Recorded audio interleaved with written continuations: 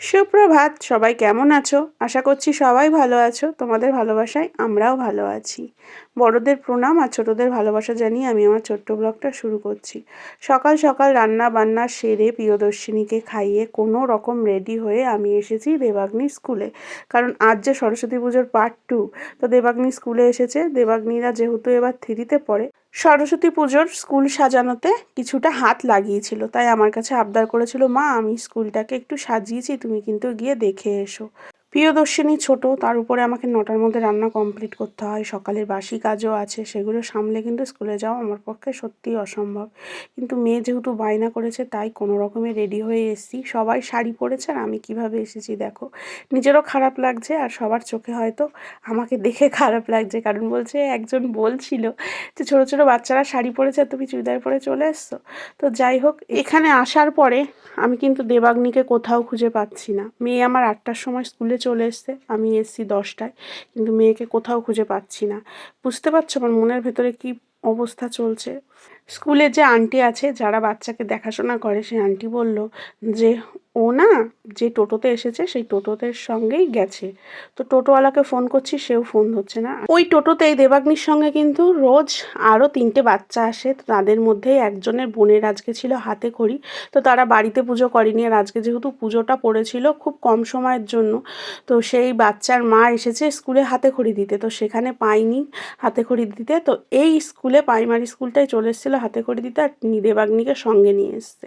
তো যাই হোক, তারাও ফোন ধরছিল না। আমি নাই নাই করে 16-17বার ফোন করেছি। আমার তো কান্নাকাটি শুরু হয়ে গেছিলো। তো দেবাগ্নিকে দেখে আমিও খুব বকেছি যে তুই কেন ওদের সাথে চলে যাবি, আর স্কুলে গেছিস, গার্জিয়ানকে তো বলে যাবি। তো যাই হোক, বাড়ি চলে এসেছি। কি রে, কি দিয়েছে বাড়িতে পোলাও আর টিফিনেও পোলাও? টিফিন না সরস্বতী পুজোর খাবার? ওই তো। যা বসে খেয়ে নে, পিসি কাছে চলে যাও, যা।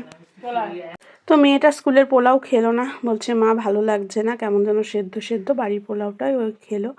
তো ওকে খেতে দিয়ে আমি বাদবাকি কাজগুলো সেরে নিলাম। প্রিয়দর্শিনীকেও স্নান করানোর সময় কিন্তু চলে যাচ্ছে। এখন প্রায় বাজে নাই নাই করে 1:45।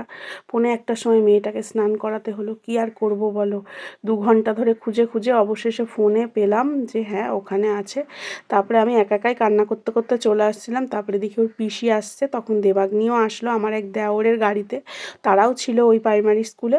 তারপরে ওর পিসি ওকে নিয়ে চলে আসলো। বুঝতেই পারছে মা মেয়ে দুজনেই কান্নাকাটি করছে, কি হবে না হবে। আর ওর পিসিও দেখে খুব ভয় পেয়ে গেছে ওকে দেখে এরকম অবস্থায়। বাড়ি এসে দেখি মা একে কোলে নিয়ে বসে আছে।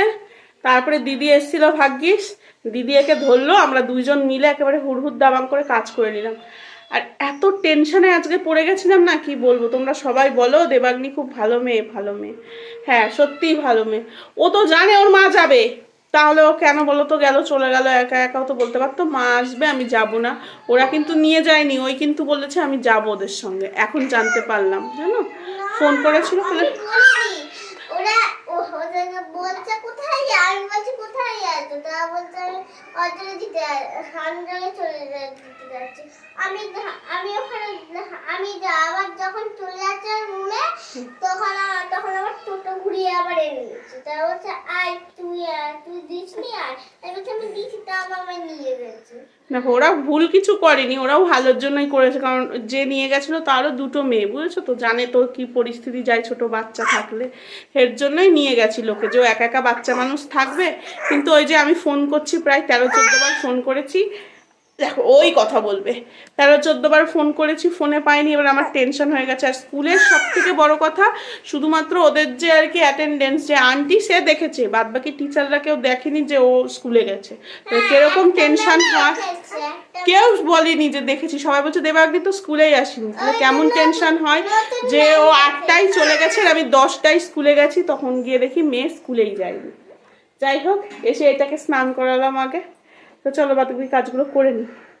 প্রিয়দর্শিনী দুধের বোতলটা আগে ভালো করে গরম জলে ফুটিয়ে নিলাম। হ্যাঁ ওকে এখন তোলা খাওয়াচ্ছে, এর আগেও একটা ব্লগে আমি বলেছি। আর এই যে ঝর্দি দিয়ে গেছে শীতল ষষ্ঠীর গোটা সিদ্ধ, চচ্চড়ি আর কুলের চাটনি, এটা সত্যি বলছে একদম অমৃত খেতে। তো যাই হোক, পরে আর আমি ভিডিও করতে পারিনি, মন মানসিকতা খুবই খারাপ ছিল সারাদিন। জানি না কেন চোখে দিয়ে শুধু জল পড়ছে, যে ভগবান আমার বড় মেয়েটা এরকম কেন করছে, এরকম কেন হচ্ছে, প্রত্যেক দিন মেয়েটা বকা খাচ্ছে প্রত্যেক দিন। আর আজকে যদি এমন তেমন কিছু হতো তো কী হতো। চলো, সরস্বতী পুজোয় শাড়ি ঠাড়ি পরা হয়েছে, সেগুলোকে তুলে দিলাম আলমারিতে। ধীরে ধীরে তো কাজ করতে হবে। আর এখন বেশ একটু গরম গরম পড়ছে, কিছুদিন পরে মশারিটাও আর হয়তো সন্ধ্যাবেলায় আমার টাঙানো থাকবে না, তখন ফ্যান চলছে। কানের পরেছিলাম বড় কানেরটা, ওটা খুলে নিলাম, নিয়ে আমার এই রেগুলার পরা ছোটো কানেরটা পরে নিচ্ছি। এটা আর বেশি দিন হয়তো পরতে পারবো না, কারণ এটা কিন্তু দেবাগ্নির অন্নপ্রাশনে পাওয়া কানের। আর দেবাগ্নিও এরকম সেম একটা কানের পরে, ওটাও অন্নপ্রাশনেই পেয়েছিল। তো যাই হোক, ওটা পড়বে দেবাগ্নি, আর এটা প্রিয়দর্শিনীকে দিয়ে দেবো। আজকে করব পরোটা, আর এই যে ঘুগনি, শেষে ঘুগনির মশলাটা দিয়ে দিলাম। আর পরোটা একটু অন্যভাবে করেছি, দেখেই বুঝতে পারছো। একটু ইস্ট দিয়ে মাখিয়ে রেখেছিলাম, খেতেও বেশ ভালো হয়েছে। তো চলো, জানি না আজকে কী ব্লগ দিলাম, কেমন লাগলো একটু জানিও।